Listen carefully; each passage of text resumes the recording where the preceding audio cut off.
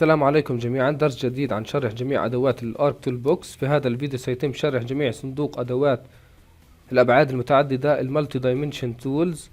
طبعا موجود في هذا مربع الأدوات أو صندوق الأدوات، موجود عندنا جميع هاي الأدوات. سيتم شرح شو المقصود بهذا الصندوق الأدوات، بالإضافة لشرح جميع هاي الأدوات.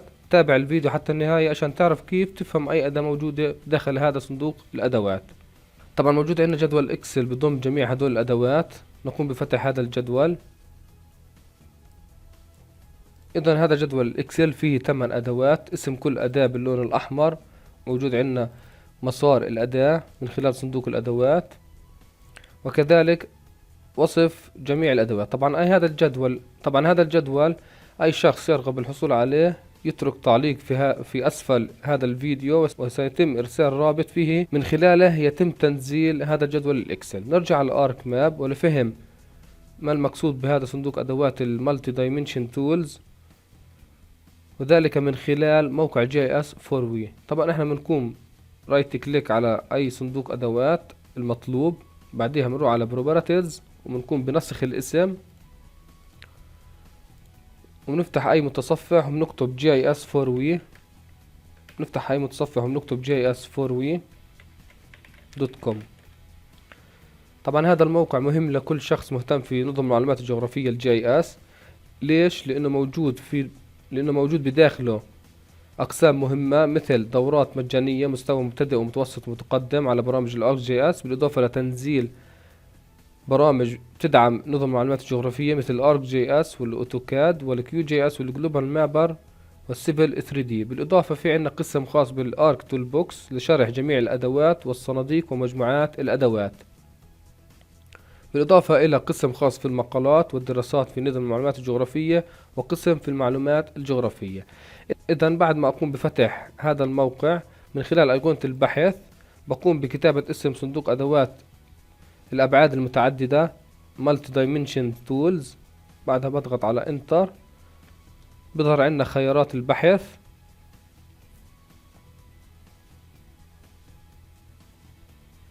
بنزل الأسفل على عرض المزيد.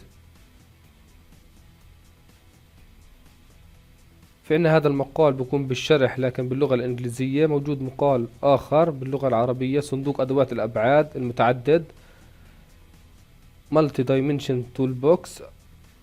طبعا بقوم بالدخول على هذا المقال المطلوب.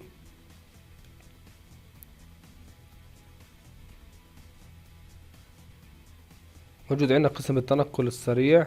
لو انزل لتحت شوي موجود عندنا نظرة عامة عن هذا الصندوق. طبعا بيحتوي هذا الصندوق تعمل على بيانات متعددة الأبعاد من خلال ملفات أو تحويل بين الملفات النت CDF. فأنا بقوم بالقراءة. إذا مجرد ما أنا قرأت شو المقصود بهذا الجدول الأبعاد المتعدد، أخذت فكرة عن هذا الصندوق الأبعاد.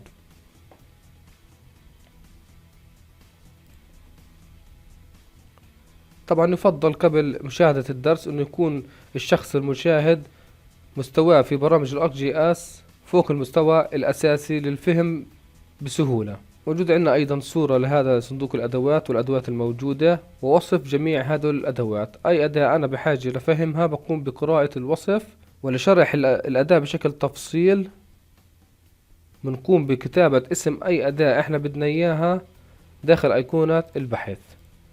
أيضا يفضل قبل قراءة معلومات هذا الموقع من خلال شرح الأدوات الارك تول بوكس، يفضل قراءة ملاحظات مهمة. بنروح على أيقونة البحث وبنكتب مقدمة المرحلة الثانية. بظهر عندنا مقال مقدمة المرحلة الثانية للتعلم على برامج الارك جي اس بثلاثة مراحل. ندخل على أول مقال الخاص المطلوب فيه. في هذا المقال موجود عندنا ملاحظات مهمة جدا، فإحنا يجب قبل قراءة المصطلحات اللي تم ترجمتها من اللغة الإنجليزية إلى العربية قراءة هذه الملاحظات. كلمة معلم أو معالم اللي هي المقصود فيها الفيتشرز تعني ظواهر الجغرافية. طبعا شو المقصود بالفيتشرز أو المعالم؟ مثلا احنا في عنا طبقة شوارع فيها 20 شارع أو طريق، كل طريق يعتبر ميزة أو معلم أو فيتشر أو ظاهرة جغرافية. كذلك فئة الميزة الفيتشر كلاس. إذا كلمة فئة الميزة يعني الفيتشر كلاس، يعني الطبقة داخل قاعدة البيانات الجغرافية. طبعا بتكون تتكون من مجموعة من المعالم أو الفيتشرز. طبعا الطبقة داخل قاعدة البيانات الجغرافية أو الداتا سيت بتكون باسم فيتشر كلاس، أما إذا كانت لوحدها بتكون شيب فايل. السمة أو السمات، وين ما احنا بنشوف كلمة سمة أو سمات مقصود فيها الاتريبيوت تيبل، جدول البيانات. لمين؟ للمعالم والميزات والظواهر الجغرافية الفيتشرز.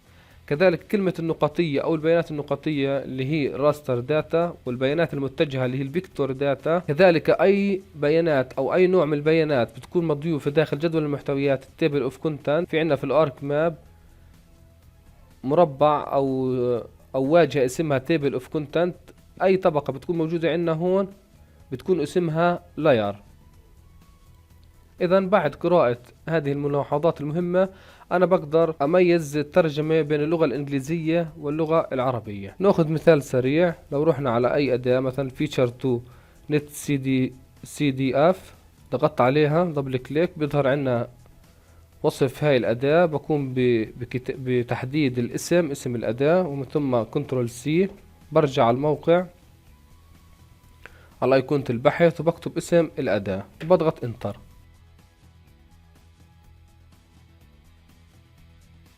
طبعا نتيجة البحث ظهرت عندنا انه هاي الأداة المطلوبة موجودة فيها كمان أداة، يعني في عندي أداتين موجودة في نفس المقال. بدخل على المقال المطلوب، هاي الأداة الأولى وهاي الأداة الثانية. أنا بهمني الأداة الأولى الفيتشر تو نت سي دي اف، بضغط عليها بتم الانتقال على الشرح. موجود عندنا صورة الأداة، موجود عندنا صورة الأداة، كذلك مسار الوصول للأداة، أيضا وصف الأداة. طبعا الوصف موجود عندنا باللغة الإنجليزية، طبعا موجود عندنا الشرح باللغة الإنجليزية، تمت ترجمته باللغة العربية. شو المقصود بهذا؟ شرح هاي الأداة يقوم بتحويل فئة المعلم اللي هي الفيتشر كلاس إلى ملف نت سي دي اف. هيك احنا عرفنا وصف هاي الأداة. كذلك أي مدخل أو معامل موجود عندنا في الأداة بقوم بالقراءة عنه ويتم فهم شو المقصود في المعامل أو المدخل المطلوب. وأيضا أي استفسار في أي مدخل من خلال ترك تعليق في أسفل هذا المقال. موجود عندنا قسم التعليقات، بقوم بإدخال التعليق المطلوب، مثلا هذا التعليق، بقوم بضغط على نشر وسيتم الرد على أي استفسار في أي مشكلة بتواجهوها في شرح هاي الأداة.